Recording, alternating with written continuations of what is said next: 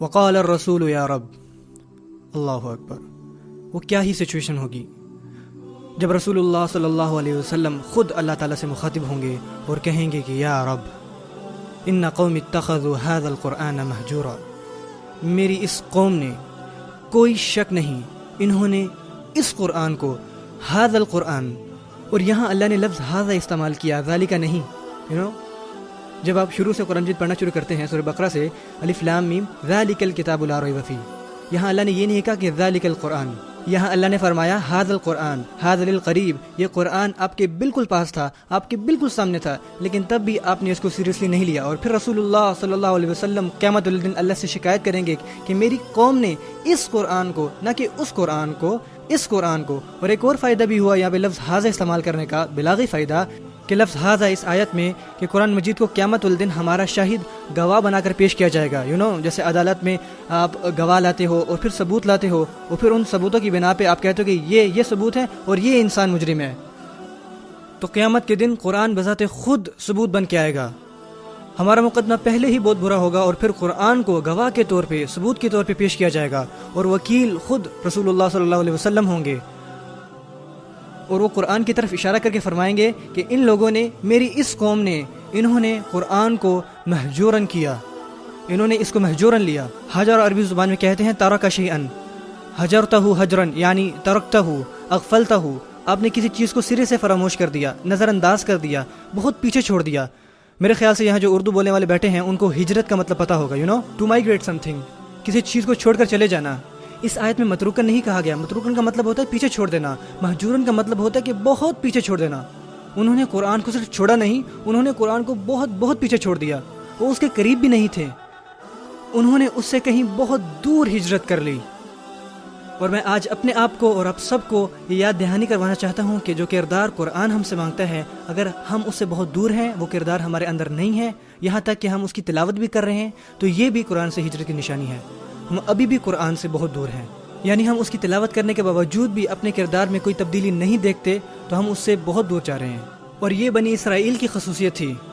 اور سورہ فرقان قرآن کی 25ویں صورت ہے، زیادہ لمبی صورت نہیں ہے. جب آپ گھر جائیں تو آپ اس کی ٹرانسلیشن پڑھ سکتے ہیں. اور یہ ایک انتہائی خوبصورت صورت ہے قرآن مجید کی. اور اس کے آخر میں پورا کا پورا لکھا ہے کہ مسلمان کا کیسا کردار ہونا چاہیے، مسلمانوں کی شخصیت کو کیسا ہونا چاہیے.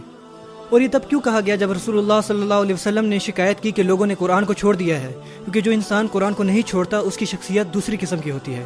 ان کی شخصیت، ان کے کردار الگ ہوتے ہیں، ان کے اعمال کچھ اور ہوتے ہیں، حتیٰ کہ وہ کس کے ساتھ رہتے ہیں وہ بھی مختلف لوگ ہوتے ہیں. وَإِذَا مَرُّوا بِاللَّغْوِ مَرُّوا كِرَامًا، سیم صورت میں ہے. جب وہ غیر ضروری مکالموں کے پاس سے گزرتے ہیں تو وہاں سے مہذب طریقے سے گزر جاتے ہیں، وہ اس میں الجھتے نہیں ہیں، وہ فضول محفلوں میں نہیں پڑتے. قرآن ان کی شخصیت کے ہر حصے پہ اثر انداز ہوتا ہے. ہمیں قرآن کے قریب ہونا ہے. میں سوچتا ہوں کہ میں اور آپ اس کے اور بھی مزید مجرم بنتے جا رہے ہیں، اور ہمیں اس کے بارے میں فکر مند ہونا چاہیے. ایک دفعہ گھر پہ میری بیٹی قرآن مجید پڑھ رہی تھی، اور وہ سیم یہ آیت پڑھتی ہے، اور میں اس کی تجوید چیک کر رہا تھا، اور اس نے جب یہ آیت پڑھی تو میں رونے لگ گیا. تو وہ مجھ سے پوچھتے کہ اب آپ کیوں رو رہے ہیں؟ میں نے کہا کیونکہ جو اللہ نے یہاں فرمایا ہے. اس نے پوچھا کہ اللہ نے یہاں کیا فرمایا ہے؟ میں نے کہا کہ وہ کہہ رہے ہیں کہ رسول اللہ صلی اللہ علیہ وسلم کچھ لوگوں کے بارے میں شکایت کریں گے جنہوں نے قرآن کو چھوڑ دیا ہوگا. تو اس نے کہا کہ پر ہم نے تو قرآن نہیں چھوڑا، ہم تو پڑھ رہے ہیں. اور میں نے کہا کہ بیٹا اگر یہ صرف پڑھنے کے بارے میں ہوتا تو زیادہ آسان ہوتا. یہ صرف پڑھنے کے بارے میں نہیں ہے، ہمیں اس کتاب سے محبت ہونی چاہیے. کیا ہم یہ ثابت کر سکتے ہیں کہ ہم اس قرآن سے زیادہ محبت کرتے ہیں اس نئی مووی کے مقابلے میں جو آتی ہے، یا کسی ویڈیو گیم کے مقابلے میں؟ کیا ہم اس کے ساتھ زیادہ وقت گزارتے ہیں؟ کیا ہم ایسا بننا چاہتے ہیں کہ جیسے یہ قرآن ہمیں بننے کو کہتا ہے؟ لڑکی اس طرح مضبوط پہاڑ کی طرح دکھنا چاہتے ہیں جیسا وہ ان تصویروں میں دیکھتے ہیں. وہ لڑکیاں کسی اور کی طرح دکھنا چاہتی ہیں. لوگ ایک دوسرے کی طرح پیسہ کمانا چاہتے ہیں، لوگ ان کو ایڈلائز کرتے ہیں. لیکن کون آپ صلی اللہ علیہ وسلم کی سنتوں پہ عمل کرنا چاہتا ہے، جن کی زندگی ہمارے لیے ایک بہترین مثال ہے؟ آج کا ہر نوجوان سونے سے پہلے یہی سوچتا ہے کہ یار کاش کہ میرے پاس 6 پیکس ہوتے. پر یہ کبھی کوئی نہیں کہتا کہ یار کاش کہ میرے پاس زیادہ سنتی ہوتی آپ صلی اللہ علیہ وسلم کی. کون ایسا کہتا ہے؟ اور کیسے ہم اس کو نہیں چھوڑے؟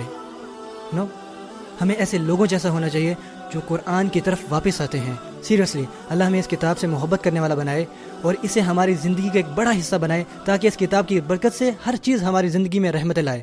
اللہ مسلمانوں کو اس کتاب کو سمجھنے کی توفیق دے جیسا کہ سمجھنے کا حق ہے، اور اللہ آپ کو بہتر والدین بننے کی توفیق دے جو اس کتاب سے محبت کرتے، اسے سمجھتے، بلکہ اپنے بچوں کو یہ پڑھانے کی صلاحیت رکھتے ہیں تاکہ آپ کے بچے قیامت کے دن آپ کے حق میں گواہی دے سکیں۔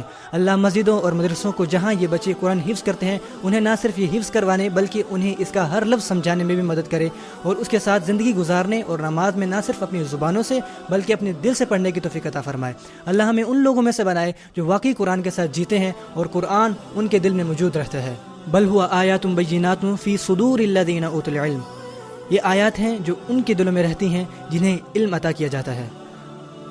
اللہ ہمارے دلوں میں اسے پیوست کر دے۔ بارک اللہ لی ولکم فی القرآن الحکیم۔